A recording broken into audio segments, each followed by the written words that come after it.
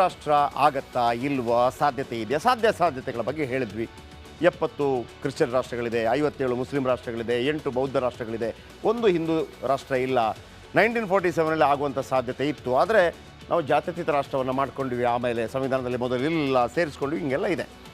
ಈಗ ಒಂದು ಚರ್ಚೆ ಶುರು ಹಾಕಿಬಿಟ್ಟಿದೆ, BJPನೇ ಹಾಕಿರುವಂಥದ್ದು ಚರ್ಚೆ. ನಾವು ಅದನ್ನು ಜನರ ಬಳಿ ಕೇಳಿದ್ವಿ, ಹಿಂಗಾಗತ್ತಾ, ಸಾಧ್ಯತೆ ಇದೆಯಾ? ರಾಜ್ಯದ ಮೂಲೆಯ ಜನರ ಹತ್ರ ಕೇಳಿದ್ವಿ, ಅವರ ರಿಯಾಕ್ಷನ್ಸ್ ಈ ರೀತಿ.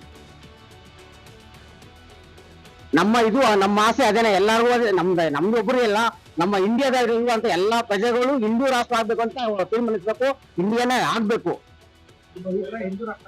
ಆಗ್ಲೇಬೇಕು. ಹೌದು, ವೇದಗಳ ಕಾಲದಿಂದಲೂ ಇದು ಭಾರತ ರಾಷ್ಟ್ರ ಹಿಂದೂ ರಾಷ್ಟ್ರ ಅಂತಲೇ ಸಂಬೋಧಿಸ್ಕೊಂತ ಬಂದಿರಿದೆ. ಯಾವುದೇ ನಮ್ಮ ಭಾರತ, ಇದು ಪ್ರಪಂಚದಲ್ಲಿ ಯಾವುದೇ ಭಾಗದಲ್ಲಿ ಹೋದರೂ ಸಹಿತ ಇದುವರೆಗೂ ಏನು ಸನಾತನ ಧರ್ಮದ ಒಂದು ಕುರುಹುಗಳು ಈಗಲೂ ಸಹಿತ ಸಿಗ್ತಾ ಇದೆ. ನಾವು ಸುಮಾರು ಉತ್ಖನನದಲ್ಲಿ ಹಿಂದೂ ಕುರುಹು ಕೂಡ ಸಿಗ್ತಾ ಇದೆ. ಇದು ಯಾವತ್ತೂ ಹಿಂದೂ ರಾಷ್ಟ್ರ. ನಮ್ಮ ಭಾರತಕ್ಕೆ ಸ್ವತಂತ್ರ ಸಿಗುವ ಮುಂಚೆ ನಮ್ಮ ಭಾರತ ಹಿಂದೂ ರಾಷ್ಟ್ರ ಆಗಿತ್ತು. ಆದರೆ ಮುಂದೆ ಏನಾಯಿತು, ಕಾಂಗ್ರೆಸ್ ಸರ್ಕಾರ ಬಂದ ಕೂಡಲೇ ಇದು ಜಾತ್ಯತೀತ ರಾಷ್ಟ್ರ ಅಂತ ಘೋಷಣೆ ಮಾಡಿದ್ರು. ಇದು ಒಂದು ನಾಚಿಕೆ ವಿಷಯ ಇವತ್ತಿನ ದಿವಸ ಹೇಳ್ಬೇಕಂದ್ರೆ.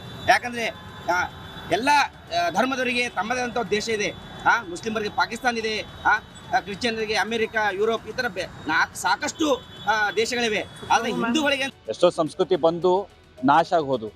ಆದರೆ ಆ ಸಂಸ್ಕೃತಿಯಲ್ಲಿ ಒಂದು ಪ್ರೀತಿಯ ಮನೋಭಾವ, ಆಮೇಲೆ ನಾವೇನು ಟೋಲರೆನ್ಸ್ ಅಂತೀವಿ ವಿದ್ದಿದ್ದಿಲ್ಲ.